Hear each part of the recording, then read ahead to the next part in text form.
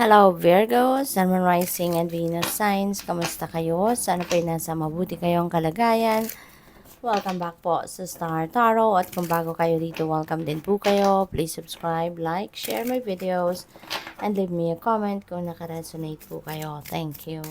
So before I start, I would like to say hi and shout out muna sa ating beloved channel member na si jonapayuyoyahoo.com Clarice453. Maraming salamat po for your support sa aking channel. Thank you. So, Page of Pentacles is good luck energy, Virgo. Kaya most likely, meron ditong swerte, no, nababalot sa inyo. Merong swerteng dadating.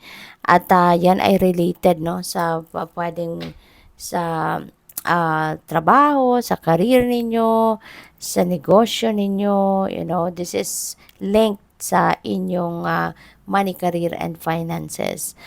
Pwede rin na meron kayo ritong sale of property, baka meron kayong binibenta, na property, at yan ay maaaring ibenta nyo na, no? Or mabibenta nyo na sa ngayon.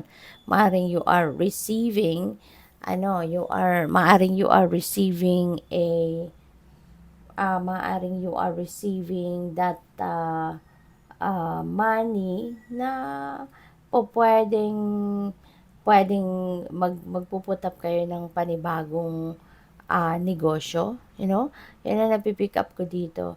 Or baka then, 'di ba, yung profit ninyo from that sale is for savings, or baka meron din kayong big purchase na gagawin, yung ganon. But yeah, may nakikita ko ditong siguro nagbebenta kayo ng property because you want to open up a new business, no? So, pwedeng ganon ang kaganapan dito, Virgo. And meron din ako naririnig dito na scholarship. Baka ang iba sa inyo nag-apply ng scholarship grant. At baka yan ay makuha nyo na sa ngayon. Baka mabalitaan ninyo na approve na ito at makukuha mo na, no? So, congrats. Page of Cups, there is something dito, an offer that will really excite you. Pwedeng meron ditong, pwede rito, Virgo, na magkakaroon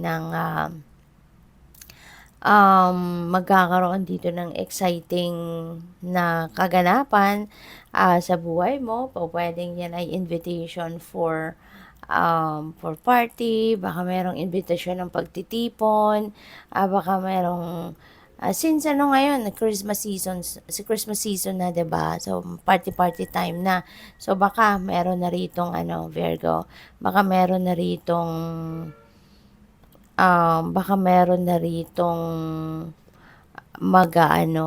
meron ng mga imbitasyon sa inyo, 'di ba? For family reunion ng magkakaibigan, yung mga ganon. And that is going to excite you. Kasi baka matagal-tagal na kayong walang ganon. Matagal-tagal na kayong hindi nakaka-attend ng mga party or ng mga social events, mga ganon, no? The Fool is a new beginning energy. So, definitely, you're going to start something new in your life. Baka panibagong panibagong yugto sa buhay mo, katulad na lamang ng kung sa relasyon na to, o pwedeng bagong yugto sa inyong relationship ito, diba? Baka panibagong yan, panibagong commitment or panibagong level ng inyong commitment sa inyong relasyon. Possible then, Virgo, na si The Fool is a new chapter in your life in terms of trabaho, or baka mayroong panibagong money path na sisimulan kayo, or baka you are going to travel, no? Baka magsisimula kayong magtrabaho abroad, kaya kayo magta-travel, or baka merong relocation, panibagong place of residence, diba? So, anything is possible dito. But definitely, kung ano man itong sisimulan ninyo, this is something, no, na talagang super bago para sa'yo. Hindi nyo pa to nagagawa or nasusubukan before. So, what else? We have number 27, letter. Meron ditong sulat, no? So, baka merong sulat, baka merong email, merong text message na pwedeng matanggap ninyo Sa ngayon, maaring related yan dito sa mga opportunities, na hatid ni Page of Pentacles, or po pwedeng yan ay sulat or communication regarding invitation, diba? That could be also announcement. Baka merong, kunyari sa opisina ninyo, diba? Baka merong importanteng announcement, or sa family, no? Family matters, baka merong magpapakasal, merong magpapabinyag. So, maaaring sa pagtitipon na yan, there will be new announcement, no? So, merong bagong balita kayo, no, na maririnig. Pwede rin ang iba sa inyo rito will be receiving something, impormasyon na matagal nyo nang hinihintay. Maaring related yan sa pag-abroad, yun ang napipick up ko, or baka resulta ng examinations, board exams, mga ganon, no? Baka meron kayong, paparating na impormasyon na ganon. Pwede rin na ito ay baka kung malayo kayo sa loved one ninyo, baka meron ditong mga importanteng communication, no, na manggagaling sa inyong person. That could be something exciting, no, mga romantic na mensahe. So, we have facts. Ayan, so this is number 14. So, dito si Fox is about pagiging matalas, no, ng inyong isip, pagiging matalas ng inyong pakiramdam, no, sa ngayon. Baka meron kayong